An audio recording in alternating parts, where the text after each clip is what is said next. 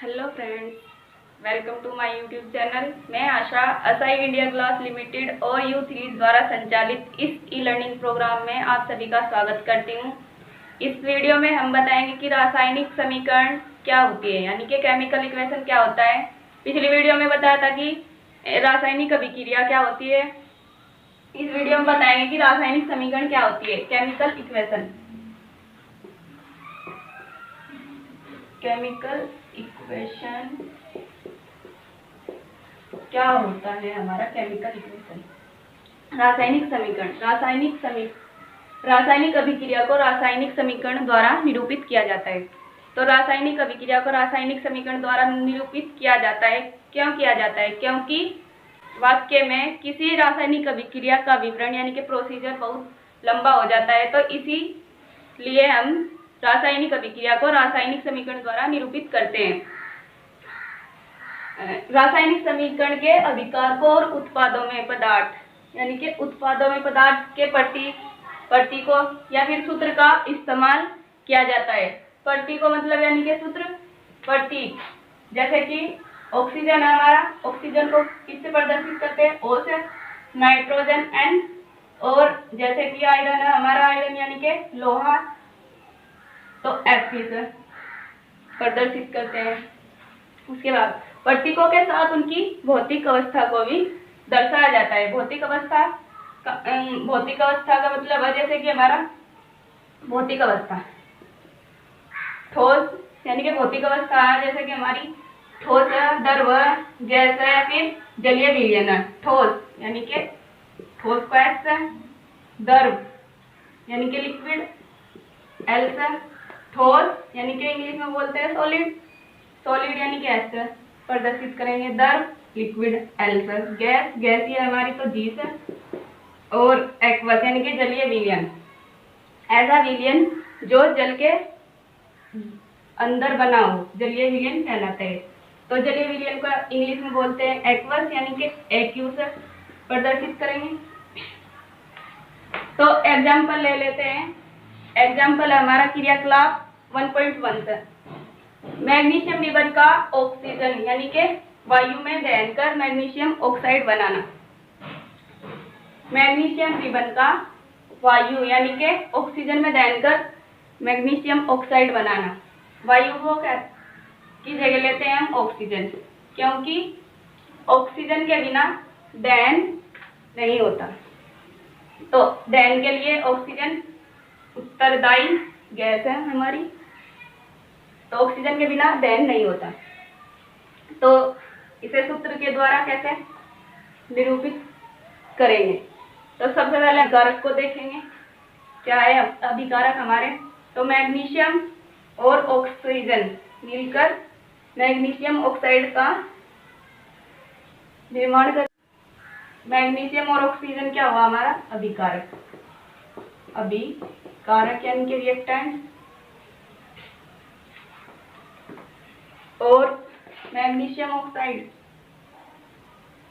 ये क्या है हमारी? उत्पाद यानी कि प्रोडक्ट। तो इस रासायनिक अभिक्रिया को सूत्र के द्वारा कैसे लिखेंगे? तो मैग्नीशियम का प्रतीक है हमारा Mg। फिर हमारा दूसरा अभिकारक ऑक्सीजन, ऑक्सीजन यानी कि O2 लिखेंगे, क्योंकि ऑक्सीजन के दो एटम इकट्ठे होते हैं। तो अभिकारक हमारे पूरे हो चुके हैं, तो इनके बीच हमने प्लस का निशान लगाया, क्योंकि एक या फिर दो या दो से अधिक अभिकारक हो तो उनके बीच प्लस का निशान लगाते हैं। तो अभिक्रिया, एक तीर का निशान लगा, ये तीर हमारा अभिक्रिया किसी रासायनिक अभिक्रिया को दर्शाता है। तो दोनों ने मिलकर अभिक्रिया की तो क्या बना हमारा उत्पाद? MgO, magnesium oxide. तो ये क्या है हमारे? रिएक्टेंट। और मैग्नीशियम ऑक्साइड हमारा क्या है? प्रोडक्ट। तो ये समीकरण हमारी संतुलित नहीं है। क्योंकि जो रिएक्टेंट्स है उसमें हमारा O2 यानी कि ऑक्सीजन के 2 एटम है, जबकि जो उत्पाद बना हमारा प्रोडक्ट बना उसमें ऑक्सीजन का 1 अणु है। तो ऐसी समीकरण को क्या कहते हैं? कंकाली समीकरण या फिर असंतुलित समीकरण। ये हुई हमारी इक्वेशन। तो इस समीकरण में अभी भी कुछ बचा है जिसमें हमने भौतिक अवस्था को नहीं दर्शाया, तो भौतिक अवस्था को दर्शाते हैं Mg क्या है हमारा? सॉलिड प्लस O2 यानी कि O2 क्या है हमारी? Oxygen gas. तो गैस को G से प्रदर्शित करेंगे। अभिक्रिया हुई, मैग्नीशियम ऑक्साइड बनाया। मैग्नीशियम ऑक्साइड क्या है हमारा?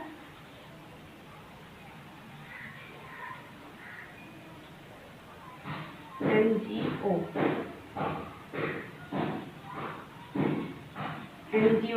यानी मैग्नीशियम ऑक्साइड है हमारा सॉलिड। तो ये हमारी हुई केमिकल इक्वेशन कंप्लीट। रासायनिक समीकरण को संतुलित करना। कोई भी रासायनिक समीकरण हो तो उसे किस प्रकार संतुलित किया जाता है? तो कोई इक्वेशन ली हमने, जैसे कि इक्वेशन है हमारी Fe प्लस H2O। तो दोनों ने मिलकर अभिक्रिया की तो क्या बना हमारा उत्पाद में?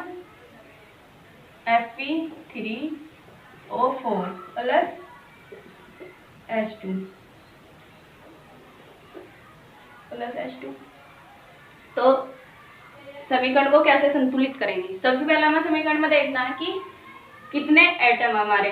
तो एटम हमारे एक तो Fe है, एक H है और हाइड्रोजन है और एक है ऑक्सीजन। तो सबसे पहले हम एक टेबल बनाएंगे। टेबल में हम 3 कॉलम रखेंगे, एक तो एटम और दूसरा रिएक्टेंट और तीसरा प्रोडक्ट।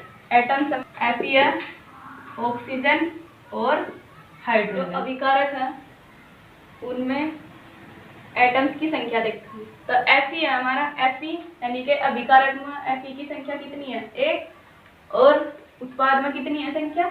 3। फिर अभिकारक में हाइड्रोजन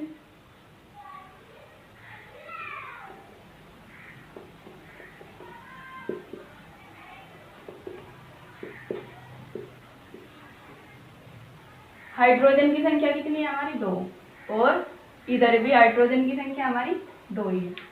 फिर तीसरा हमारा ऑक्सीजन, इधर कितनी है संख्या ऑक्सीजन की? 1 और इधर कितनी है? 4। तो अब कैसे संतुलित करेंगे? रासायनिक समीकरण को संतुलित करने का मतलब है कि उसके अभिकारकों और उत्पादों में एटम्स की यानी कि परमाणुओं की संख्या बराबर होना रासायनिक समीकरण संतुलित करने का मतलब है।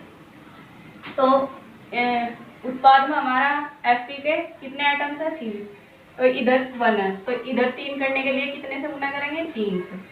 तो 3 इंटू 1 3 हुआ। तो सबसे पहले हम इनमें ब्रैकेट लगाएंगे ऐसे।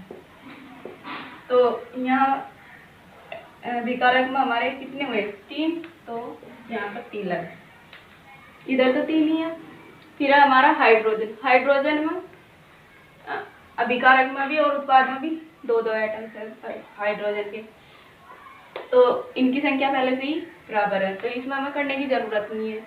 तो उसके बाद है ऑक्सीजन अभिकारक में 1 है इसकी संख्या और उत्पाद में 4 के 4।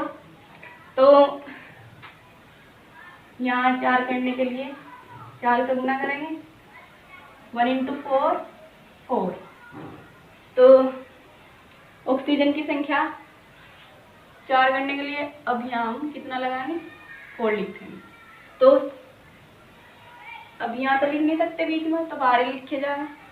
तो ऑक्सीजन की संख्या होगी बराबर, इधर 4 इधर 4, पर हाइड्रोजन असंतुलित हो चुका है क्योंकि H2 2 इंटू 4 4 इंटू 2 8 हुआ,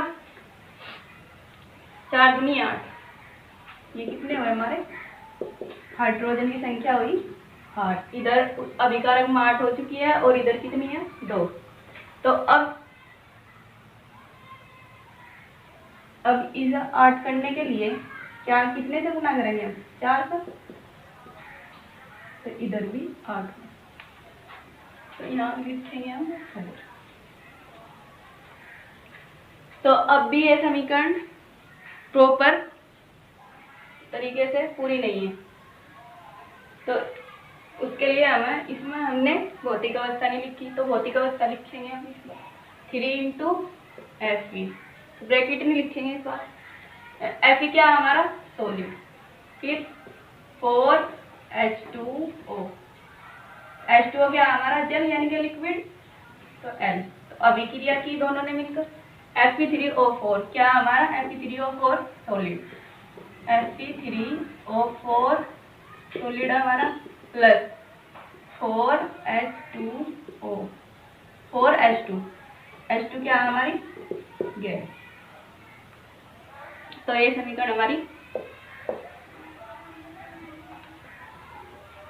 संतुलित हो चुकी है। तो और एग्जांपल ले लेते हैं, जैसे कि क्रियाकलाप 1.1 से हमारा मैग्नीशियम ऑक्साइड, मैग्नीशियम रिबन का ऑक्सीजन की उपस्थिति में दहन कर मैग्नीशियम ऑक्साइड बनाना। एग्जांपल हमारा सेकंड एग्जांपल इक्वेशन हमारी क्या है, Mg